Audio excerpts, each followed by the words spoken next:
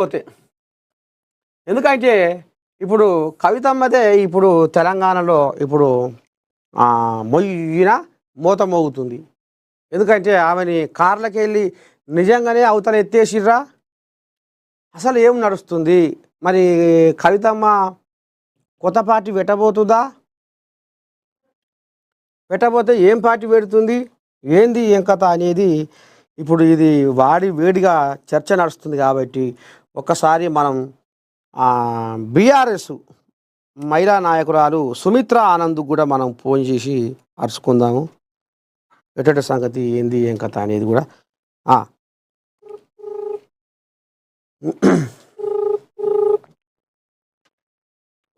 మీరు డయల్ చేస్తున్న నంబర్ ప్రస్తుతం బిజీగా ఉంది, దయచేసి. తాత ఏమడుగుతాడో ఏం కథ అనుకున్నట్టుంది. తల్లి ఫోన్ మాట్లాడతలేదు.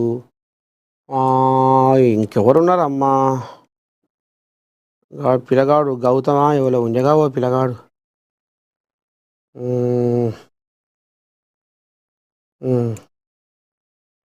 ఈ కోరియాగా నడుద్దాం గౌతమ్ ప్రసాద్. అప్పుడు ఒకసారి డిబేట్లో కొట్టుకురు చూడు, ఆ కోరియాగా ఈ కోరియాగా గౌతమ్ ప్రసాద్.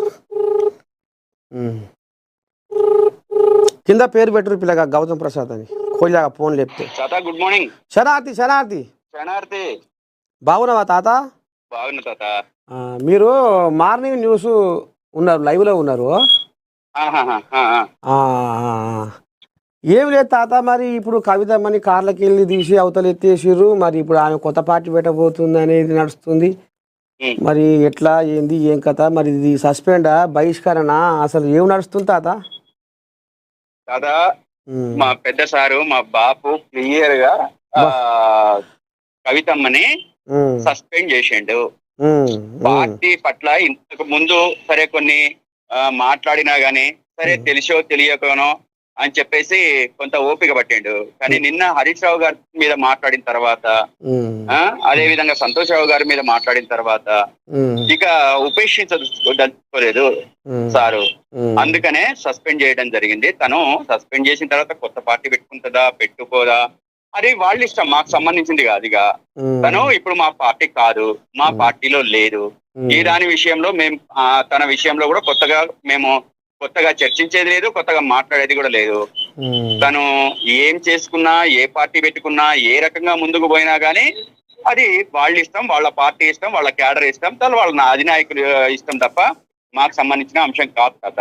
తాత ఇప్పుడు ఒక మాట, మరి ఇప్పుడు ఎంతసేపు చెప్పు, మరి కన్నబిడ్డ మరి ఇటు అల్లుడు సరే అటు సంతోష్ అంటే ఎంతసేపు చెప్పు, బంధుత్వం కదా. మరి కన్నబిడ్డని ఎట్లా దూరం చేసుకుంటాడు పెద్ద మనిషి మాత్రము?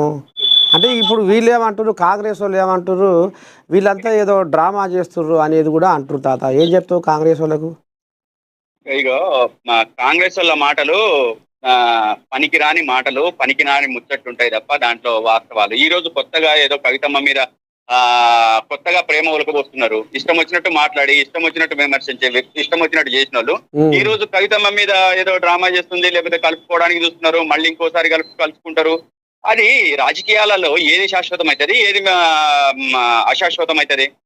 శత్రుత్వము శాశ్వతం కాదు, మిత్రుత్వము శాశ్వతం కాదు. అది ఏ పార్టీకైనా ఏ మనిషికైనా అది రాజకీయం. అది రాజకీయాలలో ఇట్లనే ఉంటది. ఇంతకు ముందు అసలు బద్ధ శత్రువుగా ఉన్న చంద్రబాబు కాంగ్రెస్ పార్టీకి ఈ రోజు మద్దతు ఇవ్వట్లేదా? రేవంత్ రెడ్డికి మద్దతుగా లేడా? అదే విధంగా అసలు నిన్నటిదాకా నువ్వు పెళ్ళాన్ని వదిలిపెట్టి తిరిగినోడివి, అసలు నువ్వు రాష్ట్రానికి ఏం పరిపాలిస్తావు అని చెప్పేసి మోడీని తిట్టినోడు కదా చంద్రబాబు నాయుడు. ఇష్టం వచ్చినట్టు మాట్లాడిండు. అటువంటి చంద్రబాబు నాయుడు మళ్ళీ పోయి బీజేపీ సంఖ్య ఎక్కలేదా? కాబట్టి భవిష్యత్తులో ఏం జరుగుతుందో, కవితమ్మ విషయంలో ఏం జరుగుతుందో వీళ్ళకేం ఆసక్తి, వీళ్ళకేం సంబంధము? ఆమె పార్టీ పెట్టుకుంటుందా, లేకపోతే తప్పును తెలుసుకొని తండ్రి దగ్గరికి వచ్చేసి బాపు నాది తప్పు అయింది, నేను ఆ రోజు చేసిన తప్పు అని చెప్పేసి అంటే తండ్రిగా క్షమించవచ్చు, ఒక అధినాయకుడిగా క్షమించవచ్చు. వేరే వాళ్ళకి క్షమించలేదా?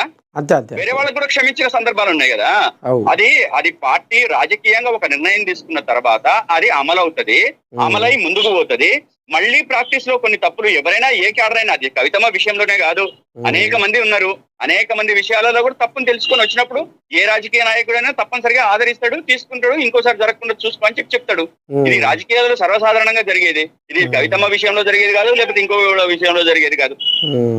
కాబట్టి వీళ్ళ కోతల మాటలు, ఏదో కవితమ్మ మీద బాగా ప్రేమ పుట్టుకొచ్చి ఉలకబోస్తున్న పరిస్థితి ఈ రోజు వాళ్ళది, కాంగ్రెస్ వాళ్ళది.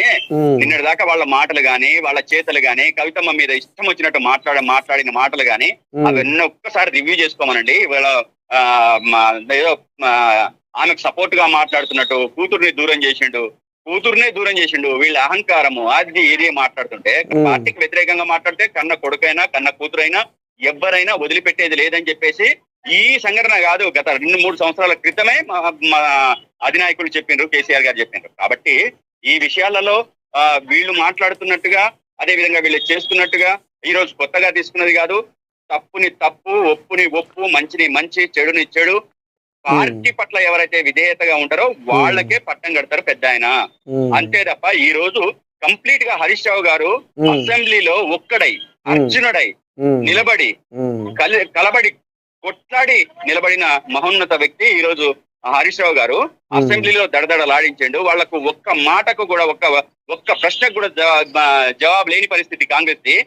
వాళ్ళు చెప్పిన దానికి ప్రతి మాటకు కౌంటర్ ఇచ్చిండు, అదే సమాధానం చెప్పిండు. 650